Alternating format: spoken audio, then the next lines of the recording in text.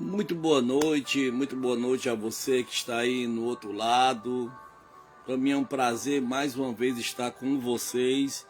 Quero nessa noite externar a minha gratidão a Deus e também a você que está nos dando o prazer de nos ouvir. Hoje eu quero compartilhar com você um momento não um pouco, mas muito especial. Eu quero aqui trazer para você uma introdução do Novo Testamento. A importância do Novo Testamento para você que está me ouvindo nesta noite. Você sabe muito bem que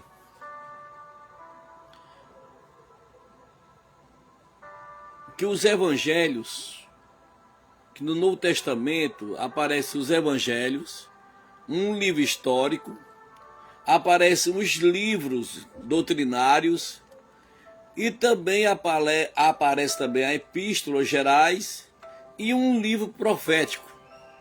E eu quero nesse momento passar para você, né, uma informação muito importante acerca do Novo Testamento, tá certo? Muito bem, obrigado a você. Já tem gente adentrando já na minha live, agradeço de coração a todos vocês e quero compartilhar para vocês. Vamos aprender aqui um pouquinho do Novo Testamento. Vamos falar acerca de Mateus, Marcos, Lucas e João. Quando eu pego esses evangelhos, o que é que eles tratam? Esses 4 evangelhos, quando você lê e passa a se interessar em buscar este conhecimento sobre os evangelhos, de forma bem sintética, os evangelhos eles tratam da manifestação da salvação. Obrigado aí pela presença do meu sobrinho Natanael Guilherme. Que Deus te abençoe, querido. Muito bem, os evangelhos eles tratam da manifestação da salvação, que é Mateus, Marcos, Lucas e João. Como eu disse para vocês, só tem um livro histórico. Já este livro histórico, ele trata da propagação da salvação, que é o livro de Atos dos Apóstolos, ou também como é conhecido como Atos do Espírito Santo. E agora eu quero apresentar para vocês acerca dos livros doutrinários. Os livros doutrinários, eles tratam da explicação da salvação. De forma bem resumida, os 4 primeiros livros, eles tratam da manifestação da salvação. O segundo grupo trata da propagação da salvação. O terceiro grupo, ele fala da explicação da salvação. Quais são esses livros que tratam da explicação da salvação? Muito bem, e estes livros são chamados epístolas ou cartas, chamadas epístolas paulinas. Por exemplo, Romanos, 1º e 2º Coríntios, Gálatas, Efésios, Filipenses, Colossenses, 1º e 2º Tessalonicenses, 1º e 2º Timóteo, Tito, Filemon e Hebreus. Também existem as epístolas gerais. Quais são as epístolas gerais? São Tiago, 1º e 2º Pedro, 1º, 2º e 3º João, e tem o livro de Judas. Agora vem para o último grupo, né, do Novo Testamento. Trata-se de um livro somente que é chamado o livro profético, que trata da consumação da salvação, que é o Apocalipse. Muito bem, talvez você agora me pergunte, talvez você aí ouvinte, você que é um leitor da palavra de Deus, talvez você que é um estudioso, chega a perguntar para mim: Diogo, por que há 4 evangelhos? Por que será que só não existe só 1, 2? Por que existem 4 evangelhos? Isto pode ser explicado facilmente pelo fato de ter havido, nos tempos apostólicos, 4 classes representativas, né, do povo. Existia a classe dos judeus, a classe dos romanos e a classe dos gregos, que aparece aí 3 grupos, né, de classes de nações. E depois aparece a igreja, olha aí, 4, né? Então cada um dos evangelistas escreveu para uma dessas classes, adaptando-se ao seu caráter, às suas necessidades e seus ideais. Por exemplo, Mateus, ele trata, né, da pessoa de Jesus Cristo como Messias, o prometido do Velho Testamento, que é Jesus como Messias. Já Marcos, por exemplo, né, Marcos, ele escreveu aos romanos, um povo cujo ideal era o poder e o serviço. E ele descreveu a Cristo como o conquistador, o poderoso. Já Lucas, ele escreveu para um povo culto, os gregos, cujo ideal era o homem perfeito. Fez com que os seus livros focalizassem a pessoa de Jesus Cristo como a expressão desse ideal. E o último, aparece João, né? João tinha em mente as necessidades dos cristãos de todas as nações e assim apresenta as verdades mais profundas do Evangelho. Como é interessante, né, gente? Às vezes a gente fica na dúvida do porquê isso, do porquê aquilo, né? E aqui a gente observa, né, aqui a explicação acerca dos 4 evangelhos. E aqui eu quero com você falar um pouquinho do livro de Mateus. Falando de Jesus, o Messias, o prometido. E é uma das características, né, que o livro de Mateus ele apresenta para os judeus e também para nós.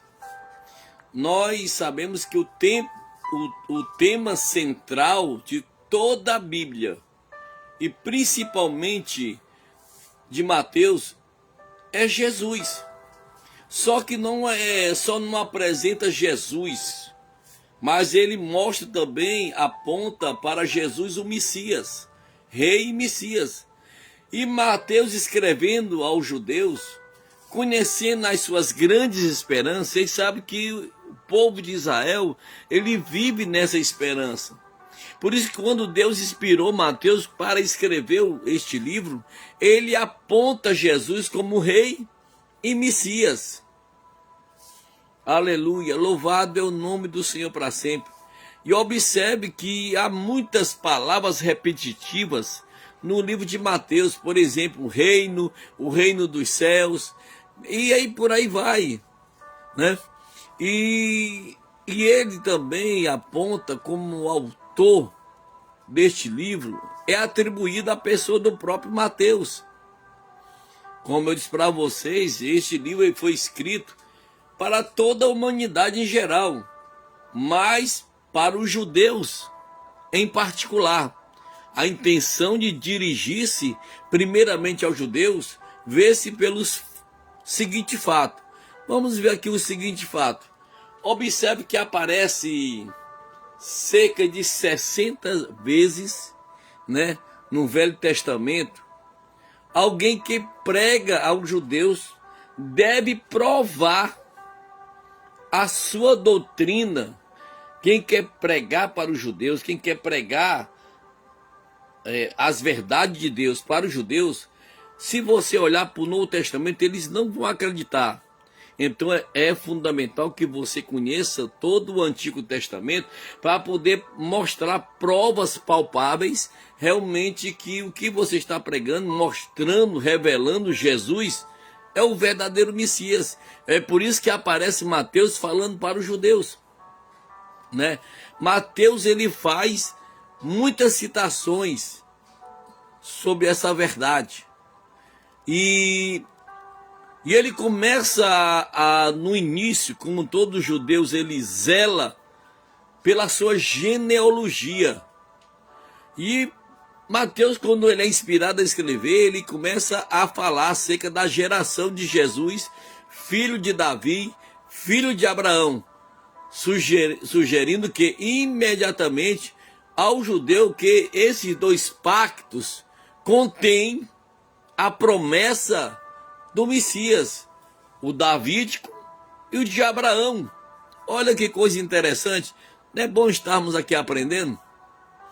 Outra coisa importante eu frisar para você nesta noite, que existe também a ausência geral das explicações dos costumes judaicos.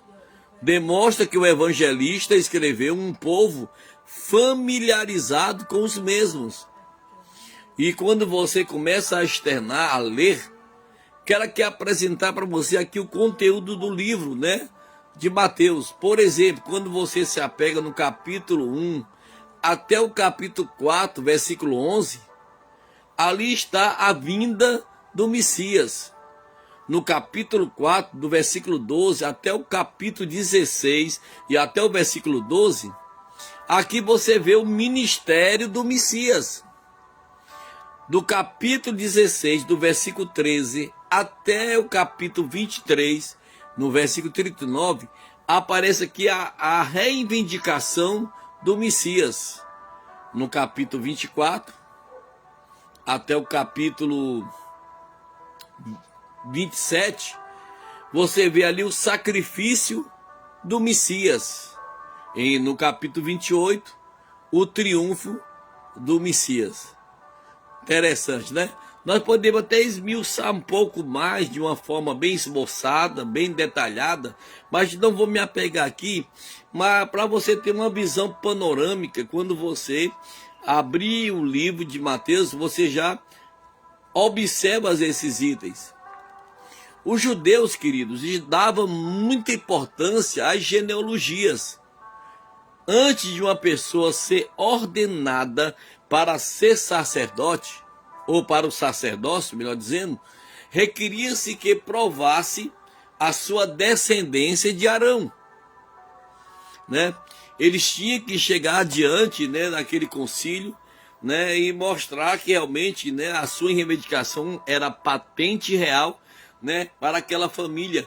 E ali, por isso que Mateus, quando ele é inspirado a escrever este livro, ele começa no capítulo expondo, né, esta ideia e dizendo que Jesus é o rei, o Messias prometido que veio, né, através da promessa do Antigo Testamento e agora estava se cumprindo na pessoa bendita de nosso Senhor e Salvador Jesus Cristo.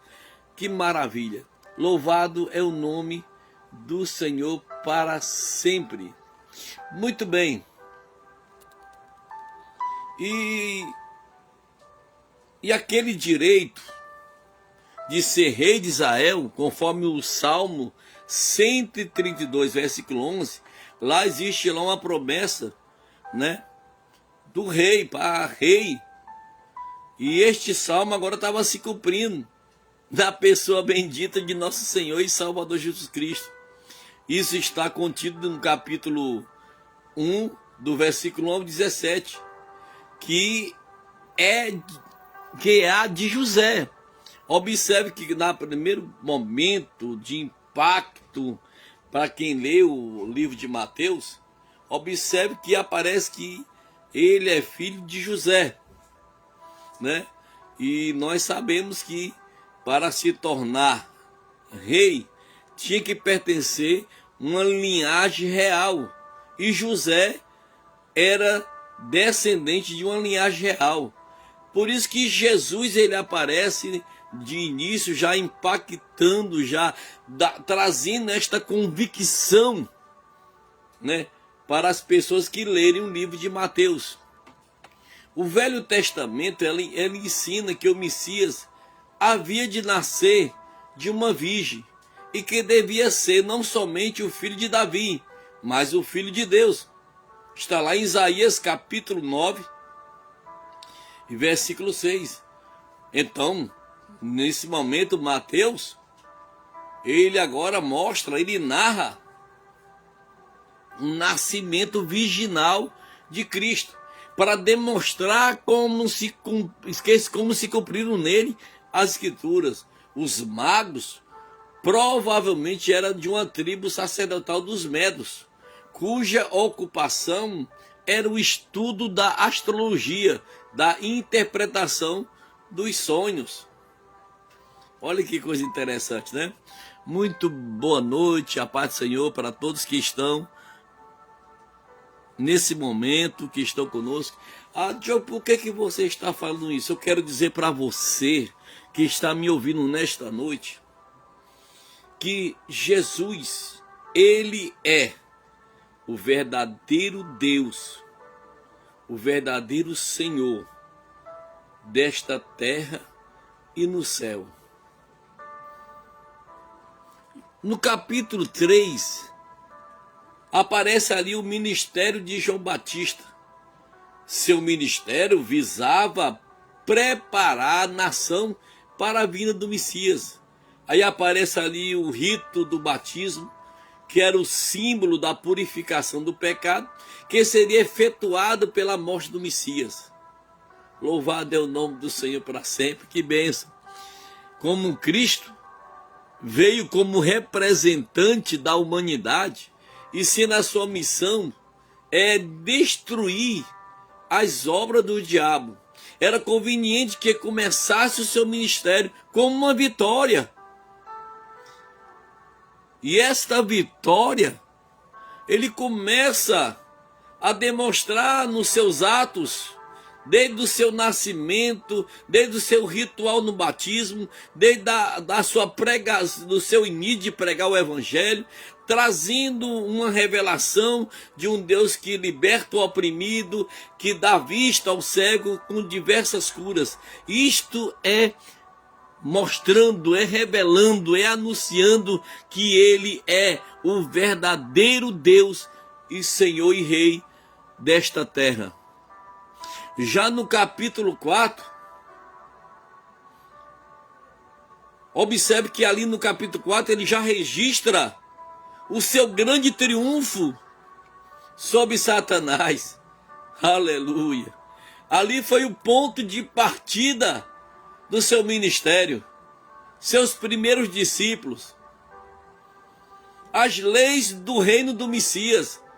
Quais são as leis do reino do Messias? Sabe quais são? Quais são essas leis? É o Sermão do Monte, que está no capítulo 5 ao capítulo 7. O poder do Messias sendo manifestado sobre as enfermidades, sobre a natureza, sobre os demônios, sobre a morte.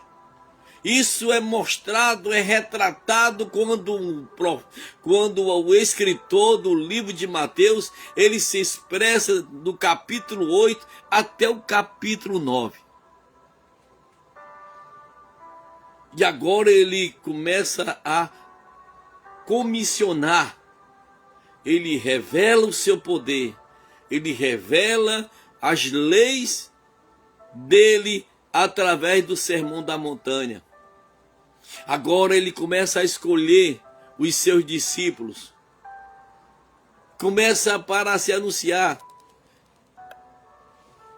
Está no capítulo 9 até o capítulo 11. Então, quando você começa a buscar essas verdades, de forma bem minuciosa, de forma bem clara, Mateus, ele te explica, ele te mostra, ele te revela que realmente ele é um Deus verdadeiro. Também Mateus, ele mostra a Galileia como ponto de partida do ministério de Jesus, em cumprimento a uma profecia que tem lá no Antigo Testamento. Note que quantas vezes se repete no Evangelho a expressão para que se cumprisse. Quando você começa a ler os Evangelhos, observe que os escritores dos 4 livros, principalmente Mateus, ele diz para que se cumprisse. Observe que Jesus, ele adota a mensagem de João Batista, a saber, a vinda do reino dos céus. Queremos dizer que o governo de Deus em Cristo e por meio dele, isto foi prometido no Velho Testamento. O reino de Deus foi ali anunciado, foi ali mostrado, ali se inicia, ali foi mostrado através do livro de Mateus. E também mostra que o reino de Deus, o reino dos céus, seria um reino triunfante. Louvado é o nome do Senhor. Ele mesmo diz: as portas do inferno não prevalecerão contra ela. Aleluia, louvado é o nome do Senhor para sempre. Porque não ficar debaixo desta graça? Porque não ficar debaixo destas promessas? Um reino que não perde, um reino que revela a verdade, um reino que tira você da depressão, um reino que arranca a tristeza e coloca em você a alegria. Esse reino, ele foi ali anunciado, ele foi ali que foi colocado em prática, ali quando Mateus, escrevendo, ele mostra, ele revela essas verdades. E nós podemos aqui considerar os seus milagres. Os seus milagres se tornaram como símbolos do seu poder salvador. Por que isso, Diogo? O seu poder sobre as enfermidades simbolizava o seu poder sobre o pecado. O seu poder sobre os demônios era um símbolo da queda completa do reino de Satanás. Aleluia. Muito obrigado aí a presença da minha querida amiga Ivânia Souza, que já compartilhou esta live. Olha, gente, que coisa maravilhosa. Eu estou aqui apenas respaldando para a tua vida a importância da tua fé, a tua importância de confiar em Deus. Talvez nesta vida você diga: morreu, acabou. Não. Existe vida em Jesus Cristo. Também quando fala aqui dos seus milagres, também mostra o seu poder sobre a morte. Sabe o que significa isso? Revela como aquele que vivificará todos os mortos. Também o seu poder sobre a natureza demonstra como ele libertará o mundo da maldição. Paulo, escrevendo nas suas cartas, diz que a natureza ela sente gemido de dores por causa do pecado da humanidade.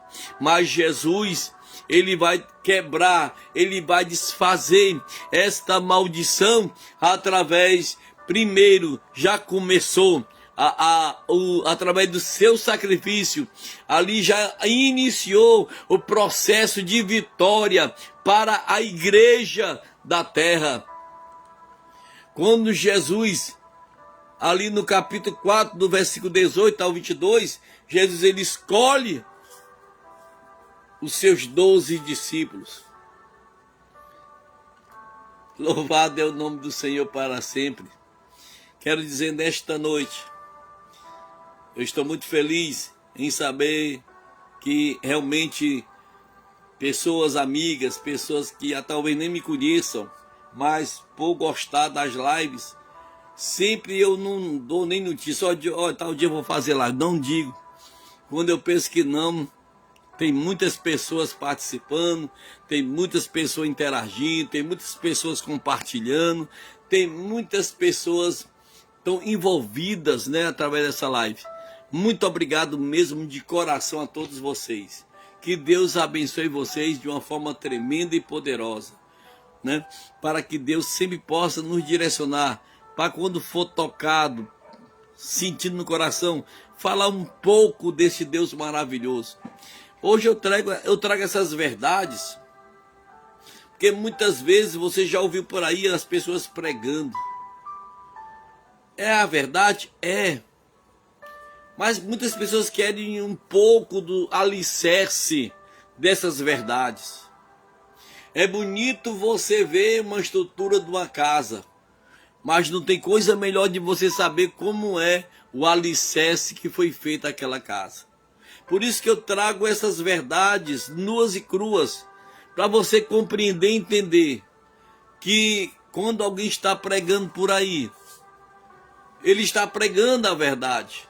Mas agora aqui eu estou me respaldando do alicerce, de como foi iniciado esse processo da salvação, como foi que esses homens foram inspirados a escrever livros para hoje estarmos em nossas mãos e olhar para aquele livro e dizer, será que essa história realmente é verdade? Será que isso não é uma invenção humana? É por isso que eu trago aqui respostas para esse momento tão glorioso que eu estou tendo com você. Nós observamos que quando Mateus ele escreve estas verdades, ele traz esse fundo histórico, esse fundo de ensinamento, esse fundo revelador de como Jesus ele veio a este mundo. E Deus traçou na sua história do Antigo Testamento, no passado, ele traçou toda uma promessa. Toda uma promessa. Pessoas que hoje não vivem mais, morreram esperando por essas promessas. Mas elas não perderam estas promessas. Essas promessas foram anunciadas. Essas promessas foram mostradas. Esta promessa, Deus usou Noé, Deus usou o próprio Adão, Deus usou os próprios Abraão, Isaac, Jacó, José no Egito, Moisés. Depois aparece os profetas e Deus falando estas verdades através dessas pessoas. E sim, eles morreram. Mas as promessas não deixou eles exclusos delas, mas sim eles estão envolvidos nesta promessa. Louvado é o nome do Senhor para sempre. Quero dizer nesta noite, também nós hoje do presente, esta promessa que foi feita no Antigo Testamento, esta promessa que se cumpriu no Novo Testamento. E após isto, essa promessa, ela foi anunciada pelos discípulos. Ela foi anunciada pela igreja primitiva. Foi anunciado pelos pais da igreja. E esta promessa, ela vem caminhando até o ano 2022. E eu quero dizer para você, eu, nós, estamos acobertados dessas promessas. Nós devemos se agarrar a elas e acreditar que por elas nós alcançaremos a salvação. Que através dela nós podemos sim receber a viva esperança, como diz Pedro. Quero aqui agradecer aqui a Ivânia.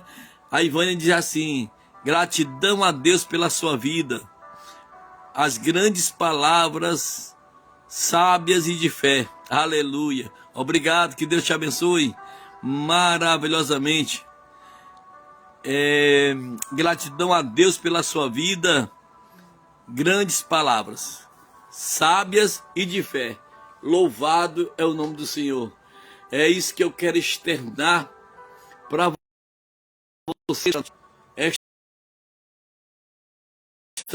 fé que eu tenho, esta fé que você tem, nos faz acreditar que realmente Jesus, aquele que nasceu de uma virgem chamada Maria, uma santa mulher de Deus, uma mulher que foi abnegada, uma serva abnegada que ali se integrou, mesmo sabendo do grande sacrifício que ela ia ter, ao ponto de ela se sentir, receber aquela graça do Espírito Santo. Ela se sentiu-se grávida, mas ela não escondeu essa verdade. Ela chegou com José, o seu noivo, quase marido, e disse: olha, eu estou grávida. José, o homem sensato, né, deixou ela sem anunciar para ninguém. Quando ele estava sozinho em sua casa, um anjo do Senhor visitou ele e diz: olha, o que está nela é de Deus. Ela não conheceu homem nenhum. Foi Deus que soprou no seu ventre. Dali está nascendo o Emanuel, que significa Deus conosco. Aleluia! Louvado é o nome do Senhor para sempre. Então não tenha temor, José, em receber Maria como tua mulher. Ela é pura. Louvado é o nome do Senhor para sempre. Recebe ela, casa com ela, porque ela é fiel a ti. Aleluia! E José tomou sua esposa de volta. Nasceu Jesus. José cuidou de Jesus até os 12 anos. A Bíblia, depois dos 12 anos em diante, não narra mais sobre a vida de José. Mas com certeza ele cumpriu o seu ministério como um pai que cuida, um pai que zela, um pai que ama. Ele cuidou e também ensinou, né? Também a arte da carpintaria para Jesus. Como sendo o filho mais velho, então José passou, né, esta graça do conhecimento da carpintaria. E após isto, a Bíblia não narra mais sobre José. Eu quero dizer para você que cada personagem que aparece na Bíblia, eles deixam um marco, eles deixam uma lição de vida para nós que vivemos hoje. Jesus nasceu, viveu, pregou a verdade, morreu, mas ao terceiro dia ele ressuscitou, né? Interessante, me permita aqui eu dizer para você que ele era rei. A Bíblia diz que ele se despiu da sua glória, se tornou servo, se tornou o Cordeiro de Deus, que tira o pecado do mundo. Como cordeiro mudo, não abriu sua boca, foi ao matadouro, morreu.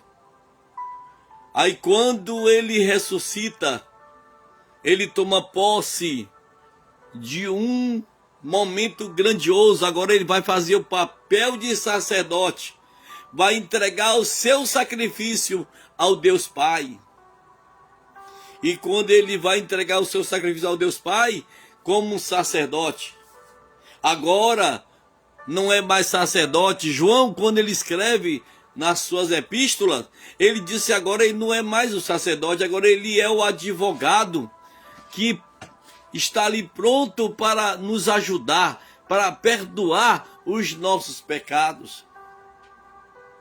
Aí quando João, na ilha de Patmos, tem uma revelação forte do Messias, ele já vê o Messias como o Rei dos Reis e Senhor dos Senhores. Observe aí Jesus como Deus. Ele desce e se torna servo. Mas depois ele volta a subir e vai voltar de novo a ser aquilo que ele sempre foi e sempre será: Rei dos Reis e Senhor dos Senhores. E nesta noite, meus queridos, este Jesus que inspirou através do seu Espírito Santo a escrever as suas sagradas escrituras, esta Bíblia que está na sua casa, talvez empoeirada ou não, use ela, leia, medite, porque todo o seu contexto mostra e revela esse Jesus maravilhoso que veio salvar aqueles que se haviam perdido. Então aproveite a oportunidade dessa salvação, a salvação que foi manifestada nos evangelhos. E quando vai para o Atos dos Apóstolos, agora a salvação está sendo propagada. Quando você vai ler as epístolas, ali a salvação está sendo ensinada. Mas lá em Apocalipse, ali você vê a consumação da salvação. E esta salvação foi manifestada e agora está sendo revelada para você. Sabe por quê? Porque você é especial para Deus. Por isso que é muito importante você aproveitar esta oportunidade que a palavra de Deus está dando para a tua vida. Quero aqui agradecer também a presença da minha filha na fé, Efigênia Mendes. Muito obrigado pela tua presença, querida.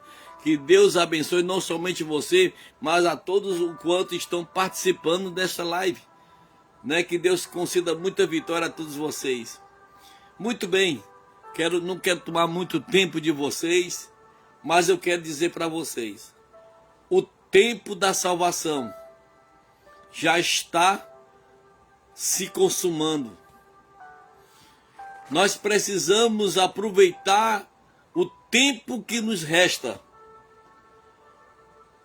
porque daqui uns dias, esta salvação, a porta da graça vai fechar.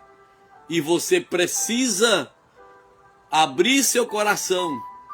Jesus falando lá em Apocalipse, ele diz que eu estou à porta e bato. Se alguém abrir, eu entrarei, cearei com ele, ele comigo. Aqui ele está falando da oportunidade da salvação.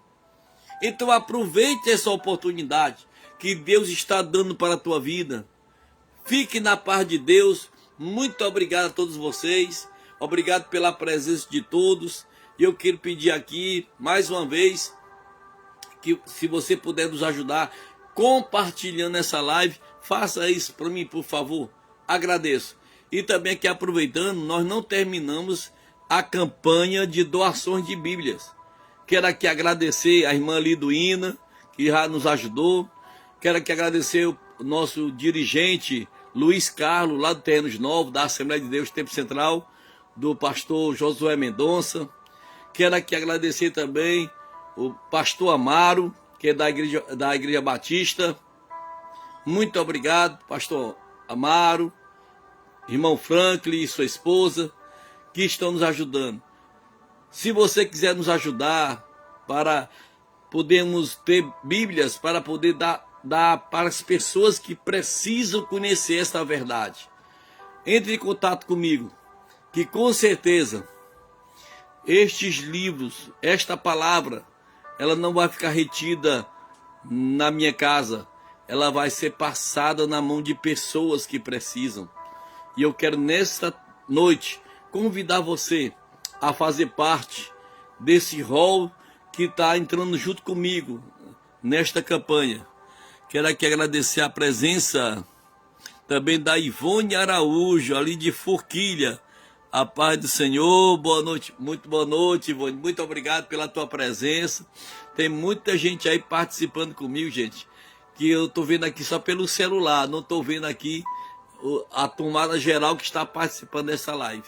Eu quero aqui agradecer a vocês, né, que estão nos ajudando. Se você quiser nos ajudar nessa campanha de doações de Bíblia, você pode falar comigo, né, pelo meu telefone, pelo WhatsApp, 88, que é o código da cidade. Aí você pode, 99321 8894. Muito obrigado mesmo, se você puder nos ajudar. Estas Bíblias, né, elas podem ser, né,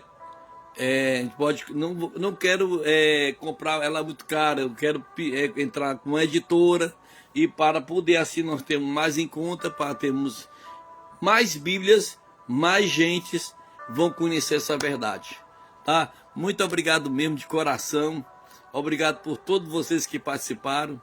Se você perdeu aí o do início, eu vou colocar esta live no meu canal do YouTube, isso vai estar lá. É só você acessar o canal do YouTube. Como é o canal do YouTube? É botar doutor, que é abreviado, que é Dr. Diogo Guilherme. Você entra lá no meu canal do YouTube. Lá não vai ter só essa live. Tem outras lives que eu fiz, outros estudos.